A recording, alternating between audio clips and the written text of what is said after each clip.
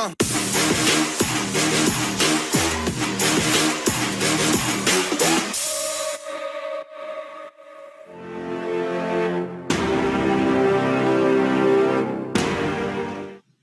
everyone, I'm Louise Burke from Australian Catholic University, and today I'm going to be talking to you about our work on the ketogenic diet and what it offers for high performance endurance athletes.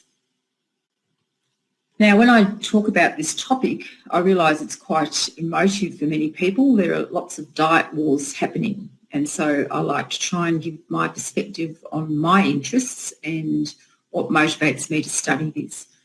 And most of my work has been done in the context of my 30 years at the Australian Institute of Sport, and even now where my goal in life is to help elite athletes, particularly those in Olympic sports, and my job is to make them go higher, faster and stronger. And so my motivation is that if there's any nutrition strategy that's safe, effective and permitted in sport, we should be implementing it. And so I don't care whether it's beetroot juice or ketone bodies that enhance performance. If there's a benefit, I don't like to join any particular diet wars on any side other than evidence-based. And this whole area has been something that's fascinated me for nearly 30 years, and most of my career in sports nutrition has included some strategies to try and make an athlete be better fat adapted. So it's not a new piece of work, and it's something that I think I've been really invested in.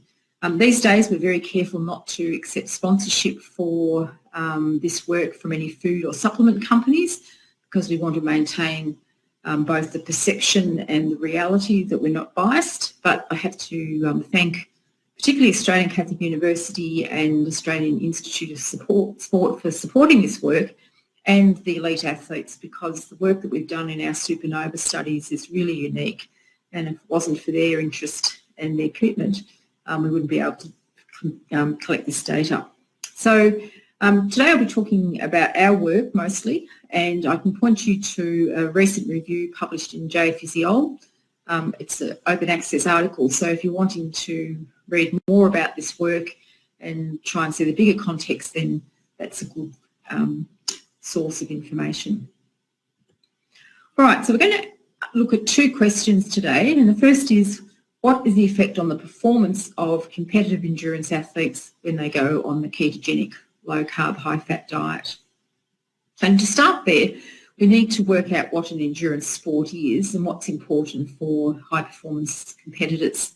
And you often see people talk about endurance sport as this band of exercise that's done in the intensity range from about 60 to 80% of VO2 max. It's thought of as being fat burning zones. And Peter Bruckner here, who's a sports physician and a devotee of the ketogenic diet, gives articles and presentations like this, and he explains why athletes are interested in the ketogenic diet, and that's because there's a limit to the amount of carbohydrate we can store in the body, and so it makes sense that if an athlete could use more fat to produce the fuel for exercise, they'd be able to go longer. And he's saying that this is the reason why many of the world's top athletes have moved to that. And if you look at the cartoon, you can see the numbers on that showing just how relatively large the amount of body fat and intramuscular triglyceride in the leanest of athletes has in comparison to the amount that we can store as carbohydrate. And so it does make physiological sense to want to make better use of fat stores. And that's one of the reasons that I've been fascinated for a period of time looking to find ways to make those fat stores more available to fuel exercise. But the other thing we need to think about is that that definition of competitive sport really doesn't understand endurance sport from the point of view of what it takes to win, because it's not just a matter of being able to have fuel to last a certain distance or time, if you like, but the high-performance competitors who are successful in elite sport are those that have the ability to be able to produce this energy as rapidly and as economically as possible, either right throughout their event or at critical moments. And it's this ability to have what we call metabolic flexibility, which is a term that's used to mean different things by different people, but being able to switch between fuel sources and to be able to produce fuel at very high rates, very economically, is really the key to success. And when I look at the kinds of sports that I work with, it's not fat burning. The key to success is being able to burn carbohydrate at very high rates. So when you're dealing with a marathon, particularly a 2-hour type of marathon, you're dealing with athletes who are not working at 60 to 80% of VO2 max. They're working at 80, 85, up to 90% of VO2 max in very high intensity. And even with something like a 3-week stage tour, yes, the average intensity of exercise in the peloton might be about 60% of VO2 max. But the guy that wins it is the guy that can go up the hill, can break away, can sprint to the line. And that's done at these very critical speeds that are carbohydrate dependent. So if that's going to be useful for us, it has to be able to take up the slack of these intensities. So let's go back to the very beginning. And I can remember reading this paper as a very newly graduated dietitian.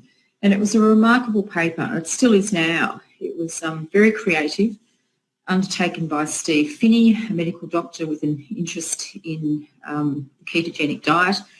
And he took some athletes and put them in a metabolic ward and had them undertake the ketogenic diet for a 4-week period and looked at their exercise capacity before and after. That's what the study looked like then. These days it's had a resurgence of interest and publicity, and it's even got its own book. But it's really important to have read the study to understand the meaning and the context of it. Most people have heard of it, but not really gone to the basics. So let's go through them together today, and we'll see that he took 5 well-trained cyclists. Now, there was an order effect with this study. They went into the metabolic ward and they, for 1 week, followed their usual higher carbohydrate intake, had an exercise test, and then they all switched to this 4 weeks of an energy-matched ketogenic diet in which very restricted carbohydrate intakes were allowed, less than 20 grams a day.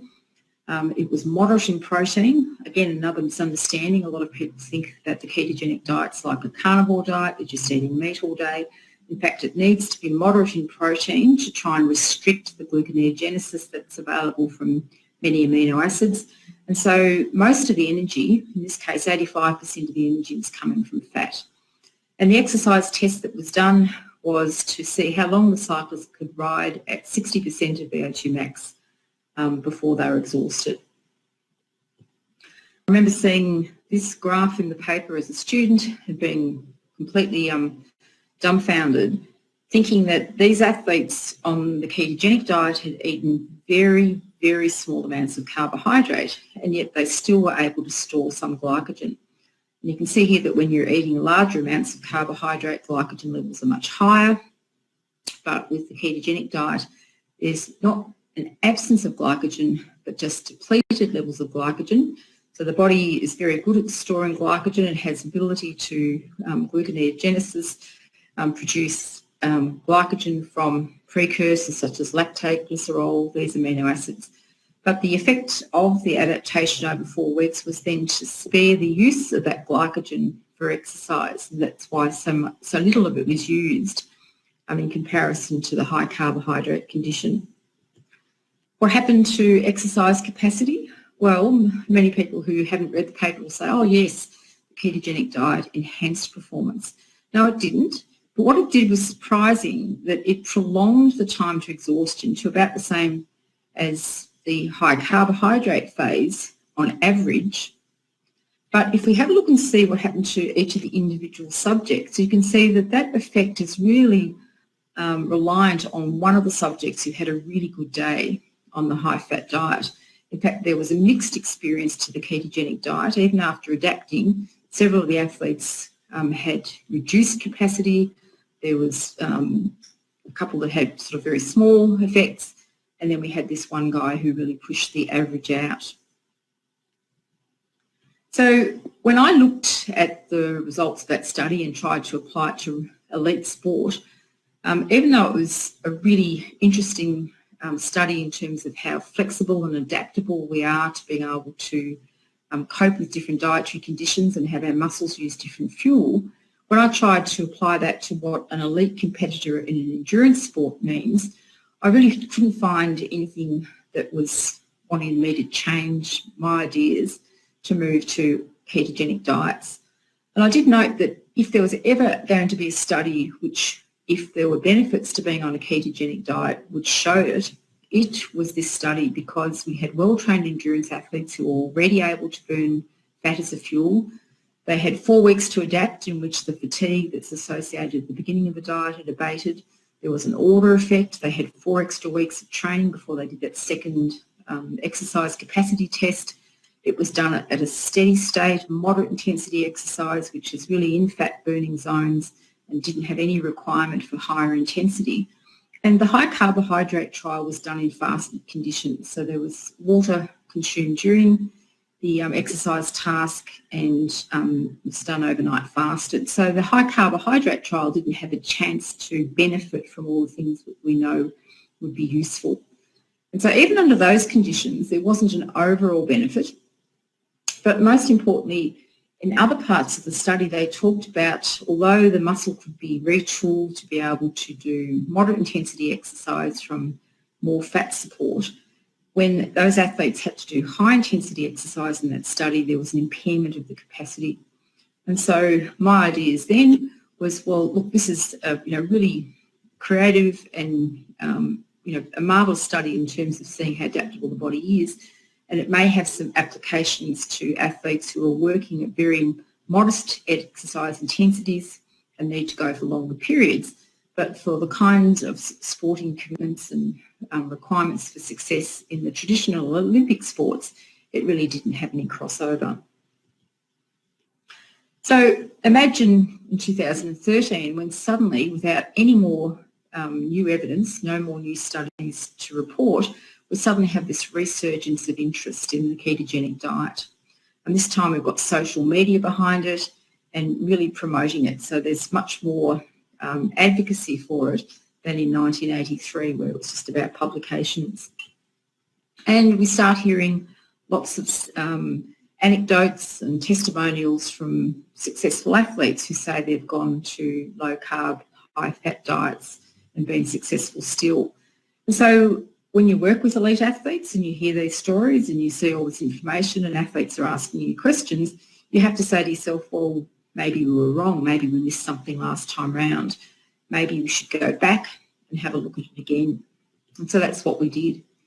And so this was the first of the studies we call our Supernova series. It was made possible through the generosity of Australian and international race walkers. In the middle of that picture there, we can see Jared Talent, who's a 4-time medalist at the Olympic Games, and he was able to work with me to recruit some of his colleagues, international colleagues, and we got 2 cohorts of race walkers to come to the AIS to run 2 research camps.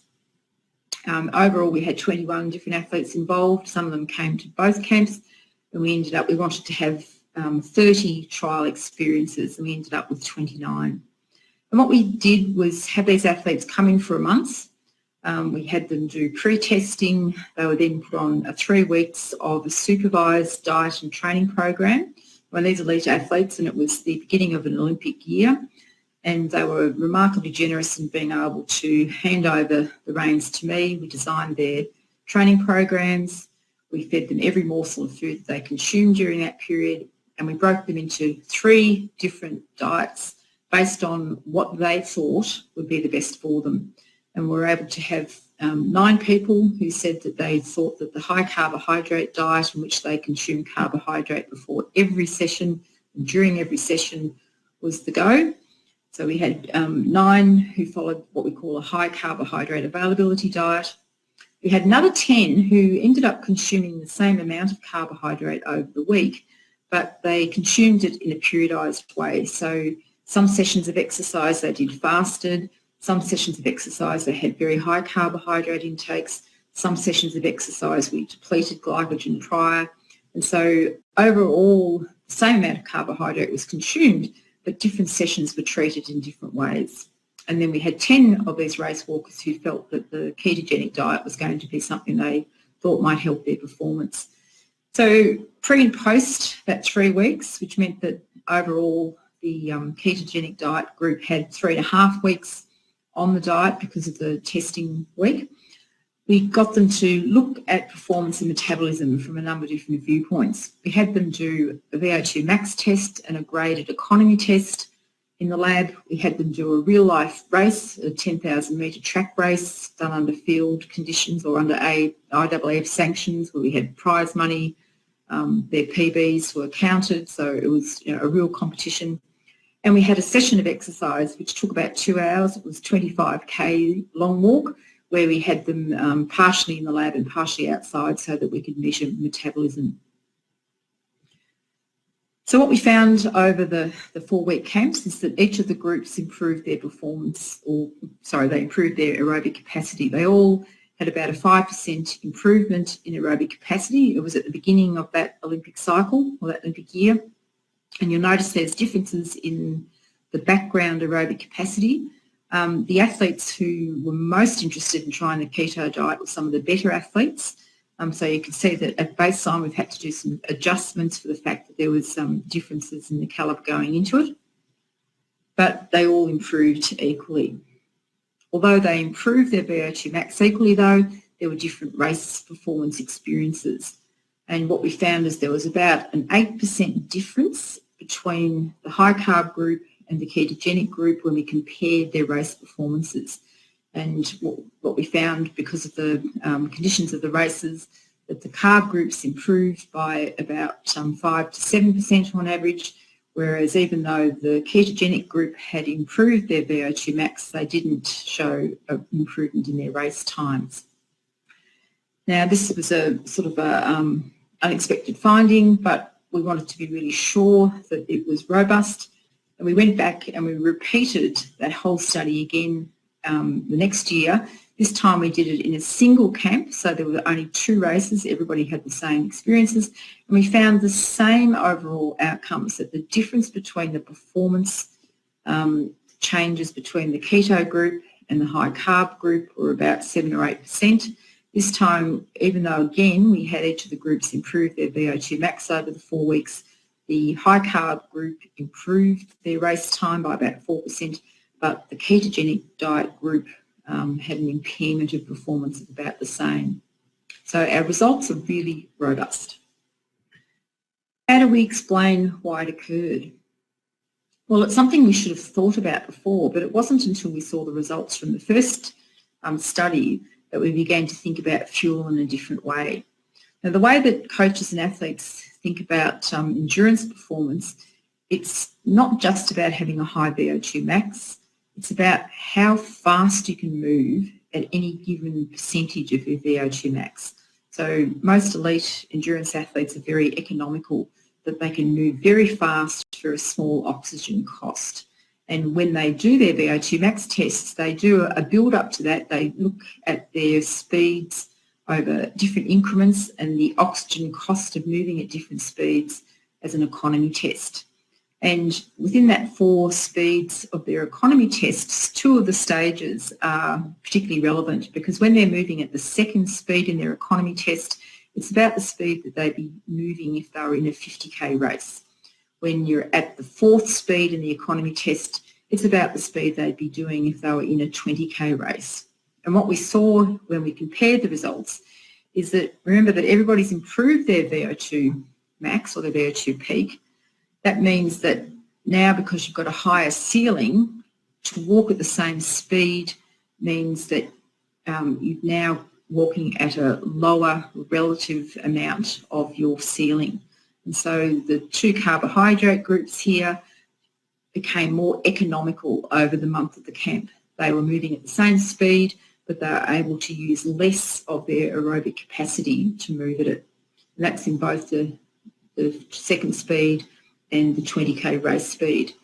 But the ketogenic group had a different experience. It now costs them more oxygen to move at the same speed. And so even though they'd improved their VO2 max, they had to use more of it to stay at the same pace, so that they did not have any improvement in their economy. Now, this is in a 5-minute test in the laboratory, so that's only one way of looking at it. And we wanted to see what happens over a 2-hour exercise task. Is this just an acute effect at the beginning of exercise, or is it seen throughout? So this is what we see when we get them to do 2 hours of walking at their 50k race speed, and you can see the same thing is maintained, that the groups that have become fitter are now using less of their oxygen carrying capacity to move at the same speed. They've become more economical, which means that in a race they've got the capacity either to go faster or they can walk at the same speed with less metabolic cost.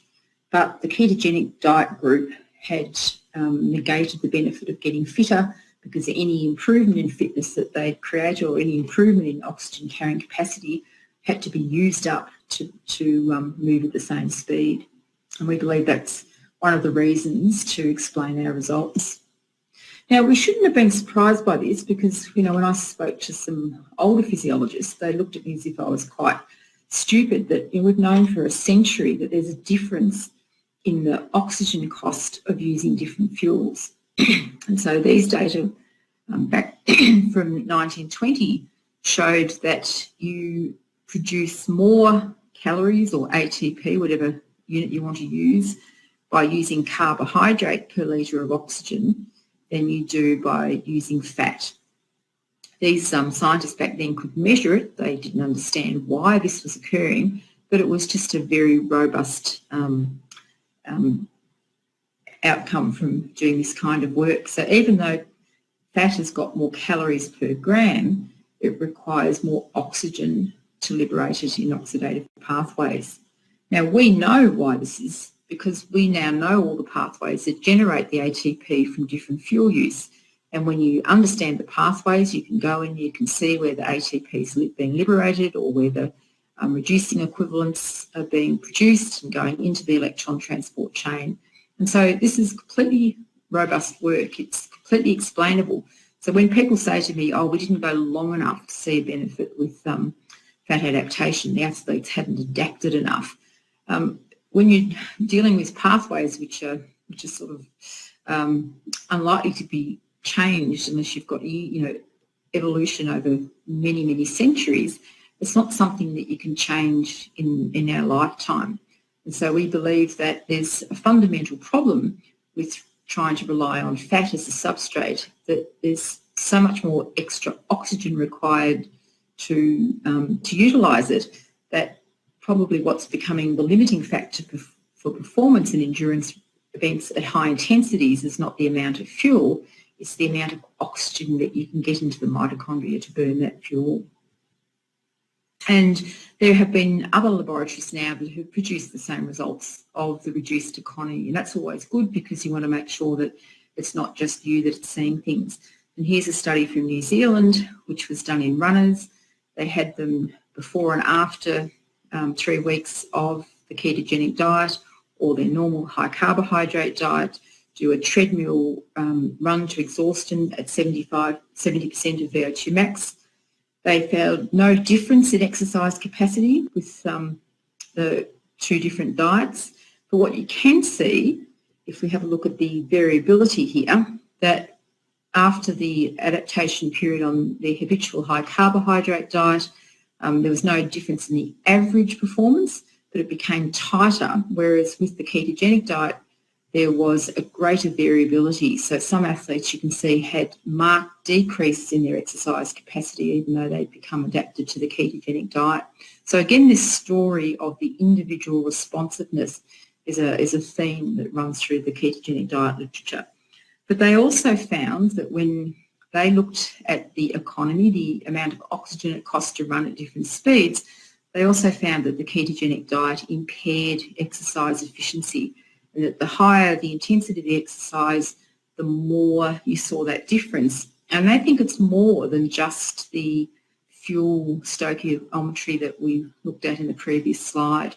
I think there are other things about the high-fat diet that are reducing the amount of ATP that's produced for the oxygen cost. So there's more work that needs to be done there. So we moved on then thinking, well, if the ketogenic diet by itself has a problem because there's a limit to the intensity of exercise that can be fueled by fat, maybe we could try and periodise things. So a ketogenically adapted athlete could still have carbohydrate to use when they needed to go into those higher intensity zones. So there's lots of different ways of trying to put ketogenic diets and carbohydrate availability together. And the first one we tried to explore was this idea that the low-carb diet could be like altitude training. There was a period of specialised training that you integrated into the training program at a certain part, and that you used it to create some physiological adaptation, which you then took on with you. You went back to your high carbohydrate diet to get its benefits, but you integrated that lingering physiological adaptation and were able to then go on and perform well. A bit like altitude training, where athletes schedule that into their program, usually something like 6 weeks out or 5 weeks out from an important race. They go in and they do 3 weeks of altitude training. While they're training at altitude, there's an impairment of performance as they're dealing with the low oxygen environment. But when they come down from altitude and have a couple of weeks of integration and taper, then they perform really well at competition with both that adaptation and the benefits of being back at normal altitude. Now, how did we come up with this idea?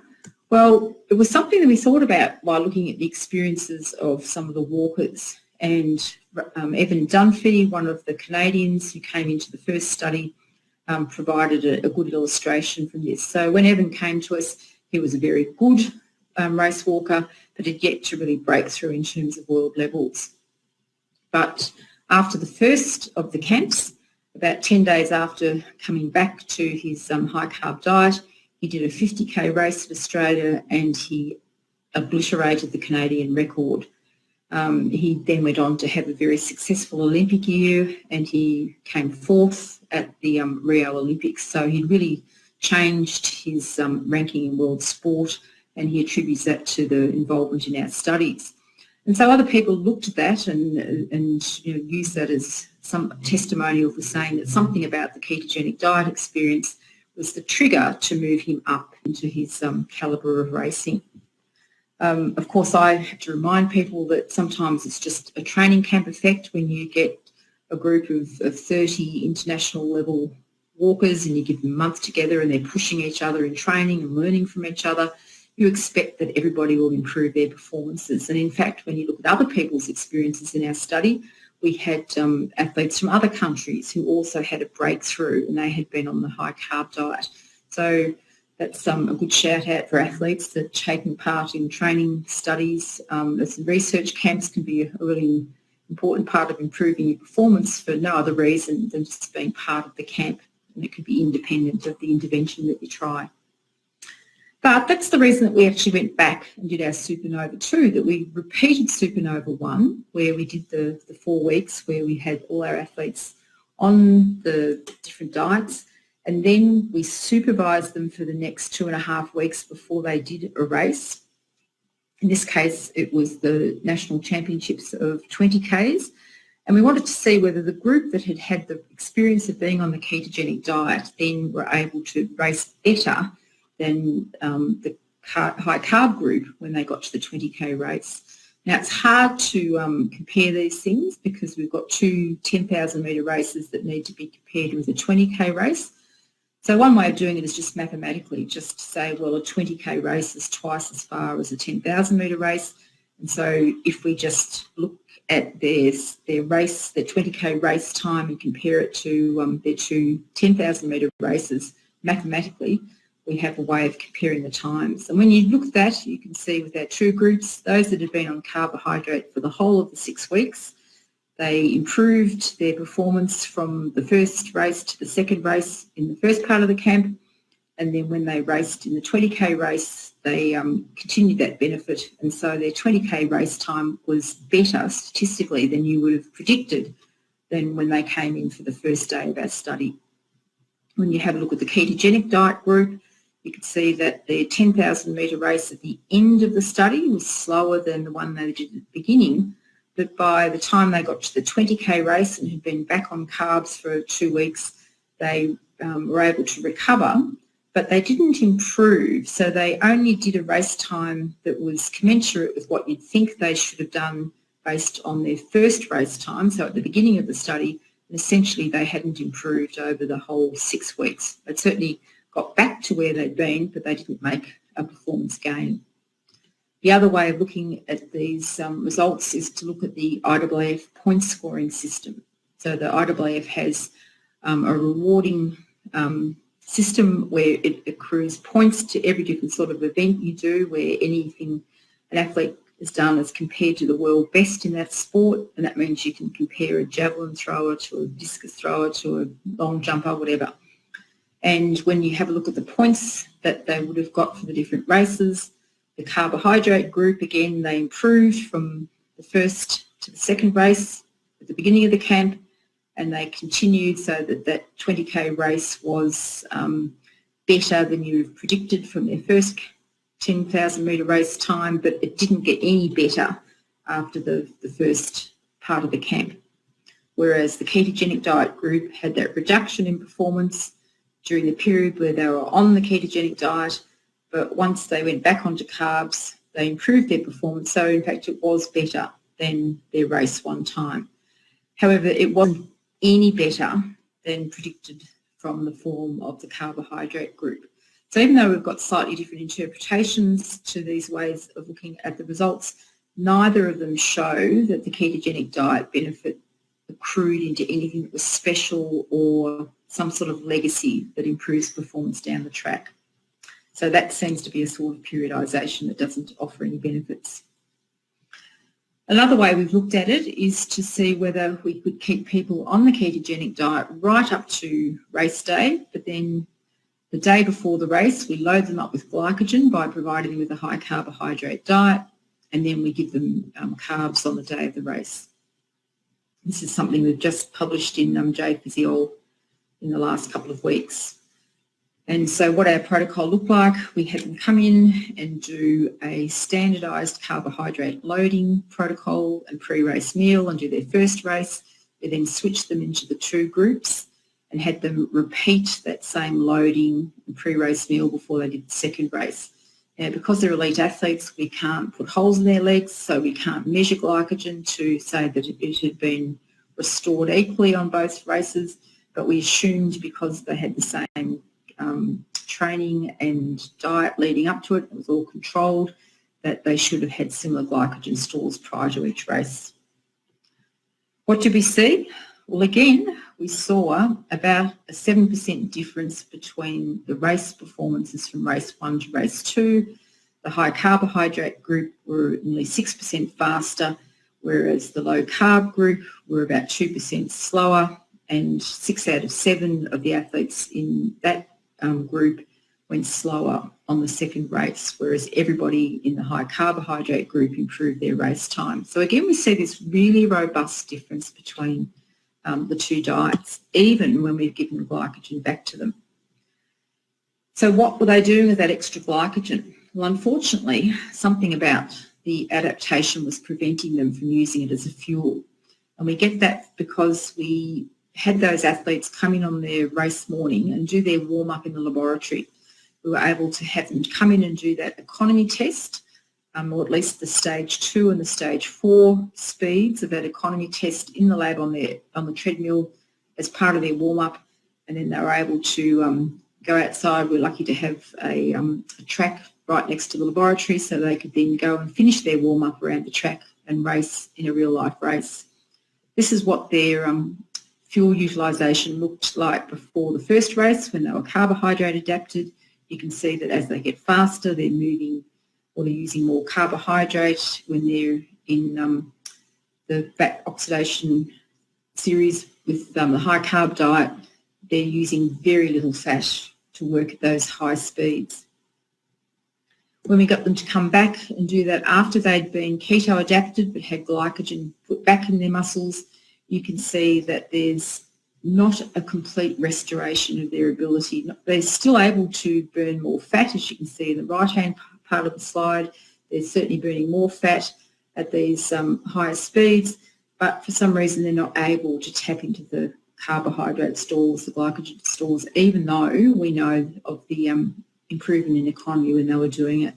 So we believe that there's some way in which that keto adaptation is impairing your ability to use the glycogen when it would be necessary. And this should sound familiar because this is the same finding that we had in the 1990s when we did a whole decade of looking at fat adaptation to high-fat diets that weren't ketogenic. So back in those days, we looked at diets that had about 65% of calories coming from fat, and they were reduced but not totally restricted in carbohydrate, but they were certainly able to retool the muscle. And in each of our studies, we found remarkable changes in their ability to use fat, but no matter what we did, we couldn't find any improvement in their ability to perform. And it wasn't until we teamed up with Trent Stellingworth and Lawrence Spreet that we started to think about it from the opposite viewpoint, that the muscle was being retooled not just to increase fat oxidation, but to reduce carbohydrate oxidation. In all of our studies with this fat adaptation, we adapted them and then put glycogen back into the muscle. And what we found when we did that was that there was inability to use that glycogen as they had previously done. And there was a reduction both in their ability to break down the glycogen, but particularly to commit it to the TCA cycle. So here we have a graph showing that the pyruvate dehydrogenase, which is the enzyme sitting on the mitochondrial complex, and it's committing carbohydrate or a pyruvate into the TCA cycle, and that once the athletes have been fat adapted, you just simply can't increase that activity of the enzyme as much as when the athletes are carbohydrate adapted. So we're not really sparing glycogen by being fat adapted, we're impairing our ability to use it. And why does that matter? Well, this work that came from Tim Noakes' lab shows us why. They used this fat adaptation protocol followed by carbohydrate loading and had cyclists do a 100-kilometre time trial. And this was a crossover study, so the same athletes are doing both of the trials. You can see that overall there was no statistically significant difference between the two time trials, although the high carb trial was about 4 minutes faster. But during this 100 kilometres, they had the athletes do some sprints. So they had changes in intensity as would occur in a real-life cycling race. When they had the athletes speed up to do 4-kilometre sprints, you started to see a separation, but it wasn't statistically significant. But once they moved into the 1K sprints, where they're now moving at about 90% of their work max, then you see that the group that's been fat adapted, even though they have glycogen and carbohydrate on board, simply can't use it, and it's creating differences in their performance of those higher intensity ranges. So the summary to answer that question then is that it's remarkable how adaptable we are, that in a short space of time we can change a muscle that's already trained to be able to use more fat as an exercise fuel. There is some variability in the responsiveness to that, probably not just in using fat as a fuel, but in how well you perform or how well you feel doing that. But regardless, it reduces your capacity for the higher intensity exercise, and we think that's because the oxygen cost of using fat is higher, and so oxygen becomes the limiting factor. Even though we've tried to periodise the ketogenic diet with high carbohydrate availability to get the best of both worlds, it seems challenging, because it seems that the downside of adaptation to the ketogenic diet is that you're reducing your ability to use glycogen even when it's available. So would an athlete consider doing a ketogenic diet? I think it comes down to doing an audit of what type of event you're in and what's going to be the most likely thing to limit your performance or create success. And if you're in an event that requires very high intensity work, either throughout the event or for the critical moments of it, then you're best trying to promote carbohydrate availability. Whereas if you're in an event where very moderate exercise intensity is the key to success, and particularly where you haven't got an ability to use or to keep taking in carbohydrate, then there may be some benefits to the ketogenic diet. So that's why I always try and be as fair as possible in saying that certainly for the athletes that I'm working with, it doesn't seem to be a successful strategy to reduce your capacity to have that higher gear. But there are some people who either have had experiences of working well with the ketogenic diet because of the event that they're doing, or because that they're unable to follow the high carbohydrate regulations and provide ways to continue providing carbohydrate during very lengthy events. And in some cases, some of the benefits of the ketogenic diet might be that some of the athletes who followed it lose weight by following it. It's not a universal experience, but it can be. And in those athletes, there can be a performance improvement because they've lost weight. Now, we'll finish off just by talking about the other sort of controversial question about the time course. What is the time that you need to be on the ketogenic diet to get its full benefits? And I'm bringing this up because we've got a lot of criticism for the studies that we've done. If you go into social media, you can find that we've been accused of being deliberately misleading, that we contrive our studies so that the keto diet doesn't work, that there's some sort of magic number, and we choose a day less than the magic number to do our studies so that we don't find the benefits. So I need to sort of justify why did we choose the 3.5 weeks for our supernova studies. Well, first of all, it was the kind of period that athletes use as a training cycle. As I said, that's the sort of time that athletes might go to an altitude camp or do an intensified training experience. We had athletes that were available for that period, and that was sort of a period of time where we could get them to race pre and post and perform well. And the only other study that we had to work from used a 4-week protocol and reported that the athletes had completely adapted and resolved the initial fatigue, so we felt that we were fairly close in being able to repeat that. And of course, the book that we were basing it on told us that it takes 2 to 3 weeks to adapt, and that in that period of time, that by switching and becoming better able to use fat, that we'd get better endurance performance. So that was the reason that we were using those periods. If we were going to try and find out what the time course for adaptation and think of things other than just whether it's burning fat or whatever the benefits would be, in an ideal world we'd be having very controlled studies that would take us through 3 weeks, 6 weeks, 12 weeks, 6 months, or whatever it's suggested we need to go. And all those things would be very controlled, including controlling for changes in body weight and all the other things that might occur over that period of time in an athlete's life. In the real world, we just don't have that information available. Most of the studies that have been done have either been very controlled over periods up to 4 weeks. Some of the longer ones have had problems because lots of dropouts, and in many cases athletes have changed their body composition over that period of time. So we're not just seeing the effects of the ketogenic diet. But we do have 2 studies that have looked at people who've been long-term adherents of ketogenic diets versus their matched controls. And so even though there's some disadvantages to cross-sectional studies, we have the bias of individual responsiveness, but at least there's some way that we can look at people who've been on these diets for very long periods of time.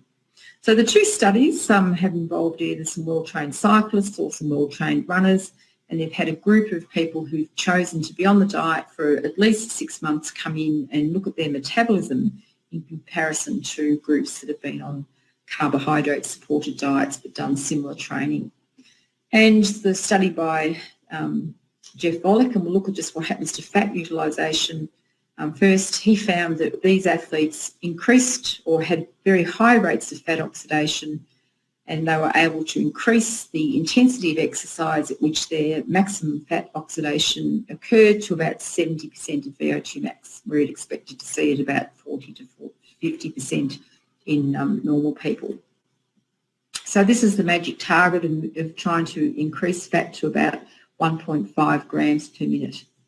If we go back to our supernova studies, we can see this is data from Supernova 1, that we're reaching these 1.5 grams per minute. In fact, we had some individuals that were oxidising fat at rates of 2 grams per minute.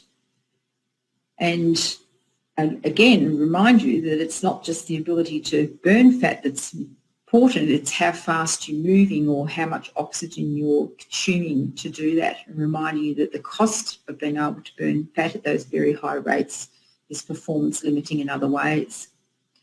But in our Supernova 4, which I just showed you recently, this was done in as little as 6 days. So here we have baseline fuel utilisation at the different speeds in our walkers before they've adapted and then after they've adapted. And you can see with the low carb, high fat groups, they're meeting this average of 1.5 grams per minute. So our 4 weeks wasn't necessary to get the same high rates that can be achieved in 6 months or even longer. But the more controversial thing is what happens to carbohydrate metabolism. Well, here are the 2 papers that have looked at it. The first paper, which is from Tim Noakes' lab, found that there was nothing unusual about carbohydrate use during the exercise tests that were done with these long-term adapted people. They simply reduced their carbohydrate oxidation, they had less muscle and liver glycogen to use, and they used less of it during exercise. However, it's this study by Burke that's created a bit of controversy. When they had their runners do a 3-hour run at about 65% of their VO2 max, you can see that there's much less carbohydrate being oxidised in the blue group, with the ketogenic diet adapted group, than in their matched controls who are on higher carbohydrate diets. But when they reported their glycogen data, they reported something that just doesn't make sense or is remarkable. But even though these athletes were eating different amounts of carbohydrate in their diets and oxidising different amounts during exercise, it seemed that they had similar amounts to start with. They broke down similar amounts over 3 hours of exercise, and then when they were followed in recovery for 2 hours, they equally synthesised glycogen.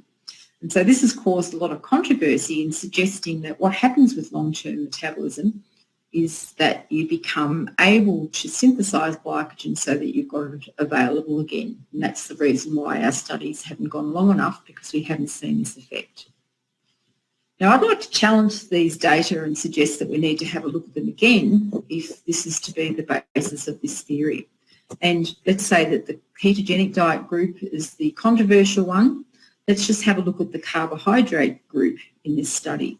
And this is their data from pre and post the 3-hour run and then 2 hours of recovery. Remember, we've got 50 years of data on glycogen stores of athletes eating high carbohydrate diets on which we can compare these results. And if we do, let's have a look and just see the conditions. They did a 3-hour run, they used this much glycogen, and then they had 2 hours of recovery and they ate this much carbohydrate in that study, which gives them a glycogen synthesis rate of 20 millimoles. If you put that rate and compare it with the rest of the literature, and I took the rest of the literature from this nice little review that was done by James Bett and Clyde Williams, and what they've done here is look at different rates of carbohydrate ingestion in recovery after exercise and how much glycogen can be synthesised. And they've done it in athletes that just had carbohydrate in that recovery meal and those that had protein as well, and got a little bit of extra benefit from having some protein when their carbohydrate intakes were quite low. And when I put the data from Jeff Bollock's study onto this graph, this is what you see, that their glycogen data suggests in carbohydrate eating athletes that this is how much glycogen you can store when you eat this much carbohydrate. So I'm suggesting that there's something that's not right about the glycogen data in this study, not based on the ketogenic diet group, but based on the carbohydrate group, where we might be more familiar and confident in their results. So I think that we really need to go back and look at this again and perhaps wonder whether those diet data are real. So in summary, the time course of adaptation to the low carb, high fat diet, we need better studies and we need to cooperate together rather than fight about it. But it seems it's complicated. It seems that in very short periods of time you can adapt to increase fat utilisation but I think the carbohydrate story needs to be retested. And of course, we need to think about other things that might occur other than just fuel utilisation. So my final thoughts on the ketogenic diet, and that really exists for all diets, in that even though we're really quite focused on nutrients, we talk about fat and carbohydrate and sugar, etc., there's other aspects of diets which are important, and one of them is the processing of them. And this is the study in 2019 that was my favourite for the year and got a lot of publicity. In this study, Kevin Hall took groups of people in a metabolic ward and he fed them 2 diets of equal nutrients. They were equal in energy, equal in carbs, equal in fat, equal in salt, equal in sugar. But in one study, or one diet, they had foods that were ultra-processed. In other, they had foods of the same nutrient composition but were unprocessed, minimally processed. And he found that the unprocessed diet was full of all sorts of metabolic responses, including making people eat more and gain weight, that were negative compared to compared to the minimally processed diets. And although the ketogenic diet started out as being based on unprocessed foods, and here's just an example of the menus that we used in our studies, and they were based on the menus and recipes that came from the Jeff Volek and Steve Finney book, what you see creeping into the keto world these days is this movement to ultra-processed foods, and that athletes and sedentary people are getting hung up on low carbohydrate, high fat ideas without thinking about the quality of what they're eating. And so we've got all these diets now being constructed around fat bombs and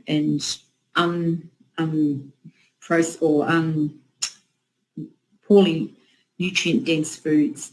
And so it'd be a shame just to think about the macronutrient content of the diet rather than thinking about the whole thing. So I'll leave you with the final form is that it doesn't matter what kind of diet that you want to choose, whether it's ketogenic or carbohydrate focused, try and keep it to real foods, and that it's always a problem. It doesn't matter whether you're a vegan or paleo or keto or gluten-free. If all people want to know is what ice cream they can eat on your diet, then it's going to be a problem. Thank you very much for listening.